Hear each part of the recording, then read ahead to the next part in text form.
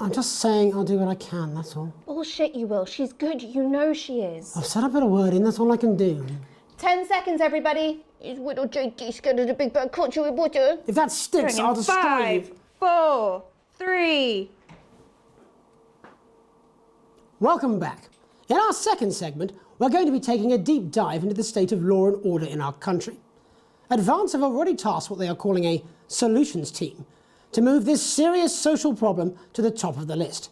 Tonight, we go behind the headlines to meet the people who live with the criminal justice system every day of their lives. First up, we have Gregory Judge, a lawyer who sees the problems close up on the front line. Can you hear me, Gregory? Yes, I've got you, Jeremy. Thanks for having me. What's it like on the front line of the hard face of the cold hand of justice? Well, as you can imagine, Jeremy, we are massively understaffed in this country. We're working every hour we can just to try and cope with the caseloads on our desks. Which must affect the quality of support you can offer. Well, we can barely keep up with demand, Jeremy. There just simply isn't enough being done at a systemic level to relieve the problem. Greg? We need more support from ministers. Helen, what are you doing? We need change at a structural level, Jeremy. I'm leaving, Greg. Not a good time, darling. It never is it? I'll be at my mother's. Just hang on. The problem isn't a local one, Jeremy. It's nationwide. Just give me 5 minutes. I'm talking to Jeremy Donaldson. Oh, have you mentioned your affairs? No. Well, the affairs of the Justice Department that we should be concerned about. Hello, Mr. Donaldson. Hello, Mrs. Judge. We need legislation to relieve the pressure on our public Sorry servants. to interrupt the news, Mr. Donaldson. Can I have a moment to tell my husband I'm leaving him? Yes, I totally understand. Quite the picture of a burdened legal sector there. Gregory Judge, thank you for joining us. Next, I'm joined by Police Chief Constable Bob Peel, a man with a very different perspective on our nation's crime. Do you think there's a problem with the system, Bob? I'm sure we all do, Jeremy. I'm sure we all long for a return to the days when you could safely walk the streets of your community at night, looking in through windows and generally enjoying your neighbours without the risk of being terrorised by some thug with a knife. Or kosh. So you feel the streets simply aren't safe anymore? Where have we gone wrong, Bob? Well, that's not a simple question, Jeremy, but I think it all comes down to moral decay. We've diluted our culture and lost touch with what it means to be a citizen of this once great country. Also, as the vicar noted in Sunday's sermon, we probably shouldn't have banned hanging. And to what do you attribute this moral decay? Foreigners, gays and gypsies mainly. It's all in the Bible. Look, Leviticus clearly states that... Oh, bugger, hang on a moment. Jeremy, your bloody gimp's escaped. Delia, could you give me a little help, please, dear? As I was saying, Jesus didn't like immigrants much, did he? And just to be clear, you think it's the immigrants who are responsible for the moral Yes. decay? Absolutely, Jeremy. Back in your box, Clive. Back in your box. Delia, I really could use a little help with this. Oh, sorry, darling. I was spaying the badgers. Yes, I'm talking to Jeremy Donaldson. Clive, could you put him back in his box? Oh, Clive, you know it's Wednesday. Back you go. Back in your gimp space. Off And you go. whose Back responsibility in- is it to make a change, Bob? Well, it is certainly not the responsibility of the decent, good, white people Darling, of this... where's the padlock? Oh, hold on just a moment. Oh, Clive, this simply won't do. Naughty, naughty, naughty boy. Mummy said... get in your Clive, gimp I am space. not having this Sit. again. Mummy said get back in your gimp space. No! Naughty! You beast, Clive! You As I was saying, Jeremy, Such a moral naughty boy. decay. Sit. Crime Sit, is the Clive. responsibility of the criminal, Sit. no one else.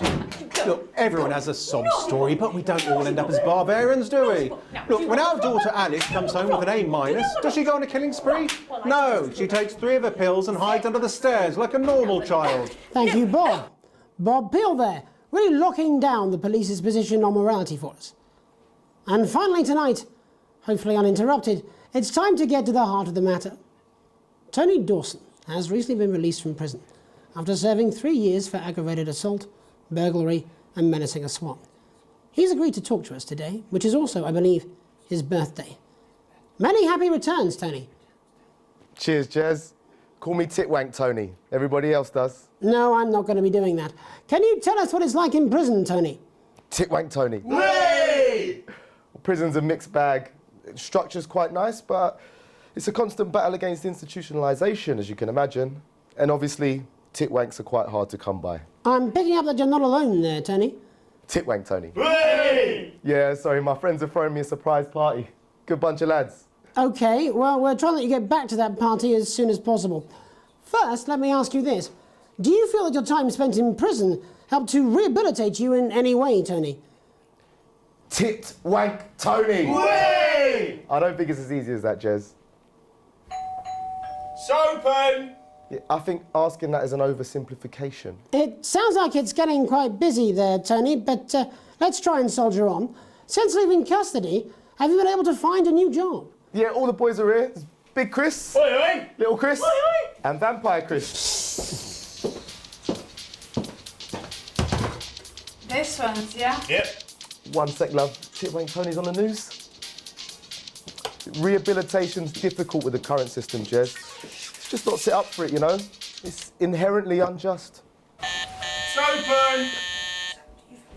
So, do you feel tempted to... I'm sorry, who's this guy? Sopen! You are joking. Chrissy Freebollocks has only got Mr. Fancy, oh. Not now, fellas. I'm on the news. It seems like we've caught you at a bad time. The little boy.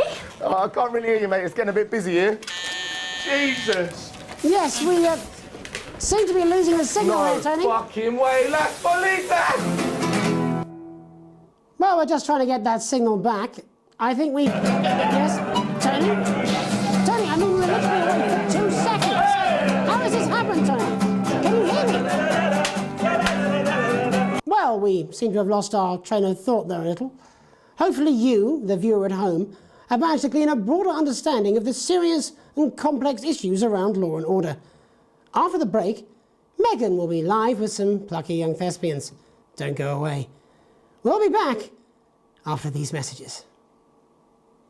1 minute back, everybody. That went well. Piss off. Smooth, incisive journalism. I can have you fired. You'd miss my charm.